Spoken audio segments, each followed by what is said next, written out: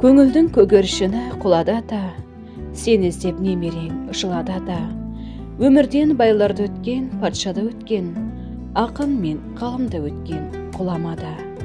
Келмейді, кеткеніңе сенгім ата, қайғымды сабырменен жеңдім ата. Өзіңді тапсырғанда қара жерге, келмеске кеткеніңе сендім ата. Иә, күні кеше ғана асқартау тірегіміз, тілектес ниеттесіміз болған нағашы атамыз Оспанұлы Алтынбек бұл күнде арамызда жоқ. Ақпанның аязды күнінде Смажал өз нысанасына алды да, мейірімді жүрек 79 жасқа қараған шағында мәңгіге соғысын тоқтатты.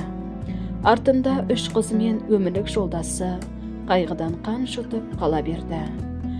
Атамыз осыдан 20 жыл бұрын жоғалып кеткен жалғыз ұлын аңсаумен, сағынумен, жүзін бір көруді армандаумен, баласына деген сағынышы басылмай, шөлі қанбай, арманда жүріп кете барды. Саналы ғұмырын қорғаныс саласына арнап, адами биік болмысын, асыл тұлғасын сақтай білді. Немерелерінің 18 шөбересінің сүйікті атасы, перзенттерінің арқа сүйері де, қорғаны да өзі еді. Абыз қариямыз, қазынамыз да, батагөй данамыз да болатын. Амал қанша, мына өмір ешкімге мәңгілік болған емес.